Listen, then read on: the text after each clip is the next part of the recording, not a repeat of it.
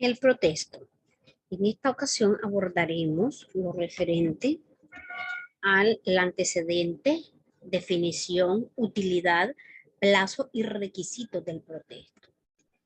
Como manera introductoria, podemos decir que los primeros antecedentes del protesto se remontan al siglo XVI, registrándose un protesto del 5 de octubre de 1339 en Pisa y otro en Génova. El 14 de noviembre de 1483, en una letra librada desde Barcelona, sin embargo, es hasta el año de 1673, con las ordenanzas francesas para el comercio terrestre, que se regula el protesto al referir que la aceptación de la letra de cambio debía insertarse en la misma letra y que el protesto no podía sustituirse por ningún acto, siendo preciso señalar a partir de esta disposición que la figura o institución jurídica del protesto tiene sus antecedentes normativos vinculados con las primeras normas reguladoras de la letra de cambio en 1673, Francia. Posteriormente, las disposiciones de ordenanza francesa de 1673 fueron recogidas por el Código de Comercio francés de 1807 y a partir de esta base legislativa se fue perfeccionando el tratamiento legislativo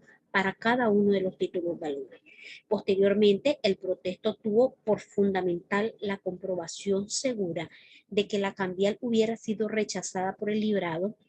abriendo la posibilidad de accionar contra los obligados indirectos o de regreso, librador, endosante y su respectivo avalista si lo hubiere, quienes al no estar presentes en este momento, el rechazo requiere una prueba fehaciente de estas circunstancias específicas y finalmente es preciso poner en evidencia que se ha sostenido que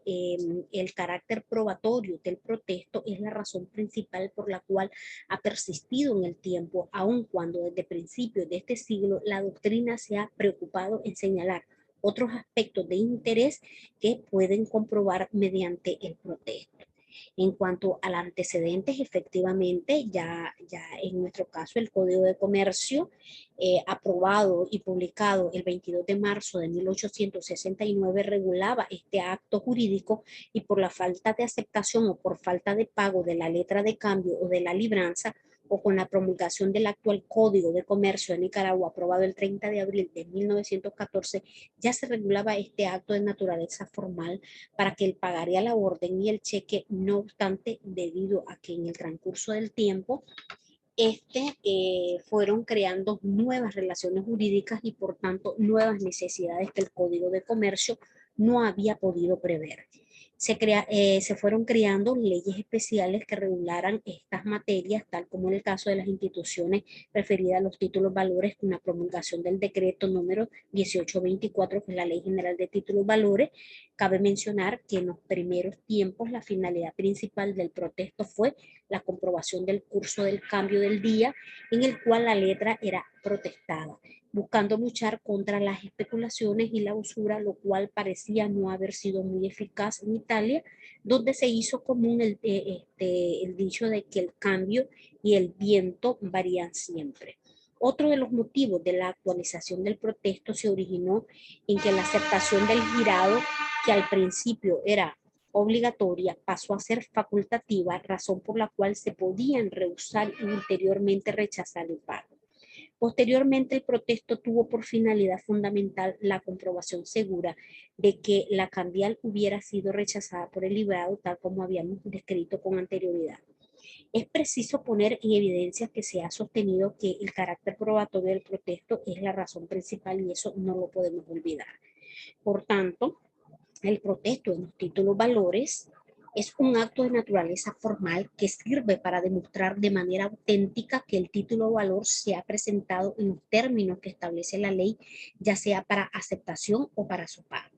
Según el artículo 1 de la Ley General de Títulos Valores, son títulos valores los documentos necesarios para ejecutar el derecho literal y autónomo que en ellos se consigna. Representan cosas muebles corporales de carácter mercantil y su creación, emisión, transferencia y demás operaciones que en ellos se estipulen son siempre actos de comercio. El protesto es el acto jurídico realizado por un notario público a requerimiento del portador de un título valor, que tienen por objeto acreditar de manera fehaciente que el título de valor ha sido presentada por el tenedor en los términos establecidos por la ley, ya sea para su aceptación o pago, y que el mismo ha sido negado total o parcialmente. Asimismo, podemos decir que es una condición sine qua non para que el portador del documento pueda ejercitar la acción de regreso contra el librador, los endosantes y otros obligados, excepto cuando mediante la cláusula sin gastos, sin protesto u otros equivalentes escritas sobre el título y firmadas por el librador, un endosante o un avalista se dispensan al portador de levantar el protesto por falta de aceptación o por falta de pago, sin perjuicio de que el portador presente el título dentro del plazo prescrito y realice los avisos que hubiese de dar según el artículo 144 de la Ley General de Títulos Valores. Entonces, hablemos contra quién se dirige el protesto. En primer lugar, por falta de pago se dirige contra el girador o librador aceptante y sus avalistas. En segundo lugar, por falta de aceptación se endereza únicamente contra el librador. Es importante señalar que para que proceda la acción cambiaria no solo es indispensable que el título se haya incumplido, sino también que el acreedor haga pública la protesta de que su título no se observó. Protesta que técnicamente se llama protesto, tiene una doble justificación. En primer lugar, al hacer pública la protesta, tanto esta como la falta de pago se hacen del conocimiento de todos los interesados, fundamentalmente de los endosatarios, porque al ser advertidos quedan alertados de su eventual requerimiento y porque por otra parte el juez comprueba que en efecto el documento se presentó el día y en el lugar y ante las personas adecuadas sin resultado alguno.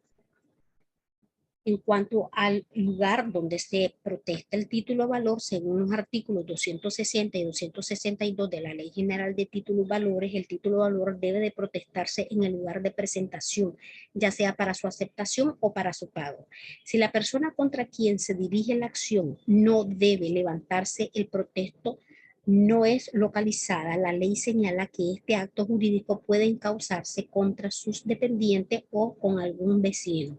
Esto es porque la finalidad del protesto es comprobar de manera auténtica que el documento fue presentado en el tiempo oportuno. Fecha o momento del protesto. En primer lugar, en cuanto a la fecha, hay varios casos o momentos del protesto. La ley señala que el protesto que se levante por falta de aceptación debe de realizarse dentro de los 2 días subsiguientes a la fecha de presentación del título o valor, pero siempre antes del vencimiento. Y 2, mientras que el protesto por falta de pago puede hacerse el mismo día de la presentación o dentro de los 2 días subsiguientes y con posterioridad al vencimiento. También podemos hacer referencia, si se trata de título valor aceptado, estos plazos se amplían dependiendo de la forma de vencimiento de cada uno de los títulos valores, pues la ley no exige que se haga presentación privada del documento. Dependiendo de la forma de vencimiento, día fijo y a fecha cierta de su vencimiento, la presentación para la aceptación del título valor es potestativa, pues puede hacerse la presentación un día hábil antes del vencimiento. 3, si el título de valor no se hubiere presentado para su aceptación, este solo puede protestarse por falta de pago como si se tratara de un título valor, cuya forma de vencimiento fuera a la vista.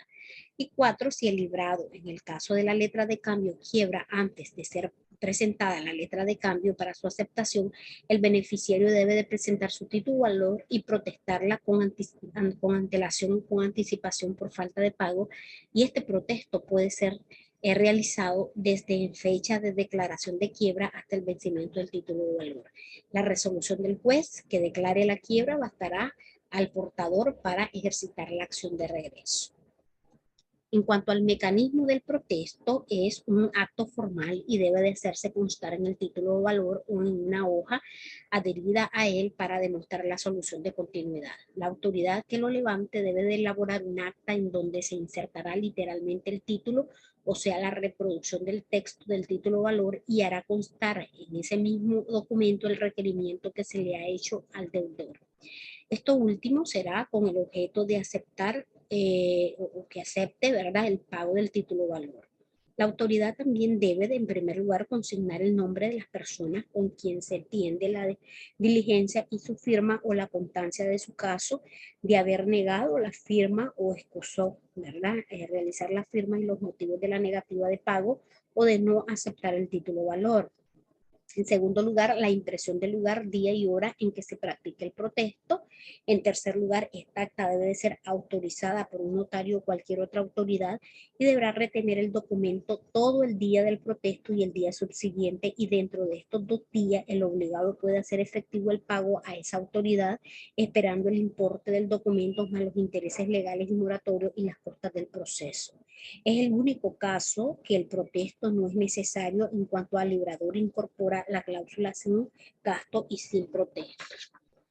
Equivalente escrita sobre el título y formada por el librador, un endosante o un avalista se dispensa al portador de levantar el protesto por falta de aceptación o por falta de pago, sin perjuicio de que el portador presente el título dentro del plazo prescrito y realice los avisos que hubieren de dar, según el artículo 144 de la Ley General de Títulos Valores.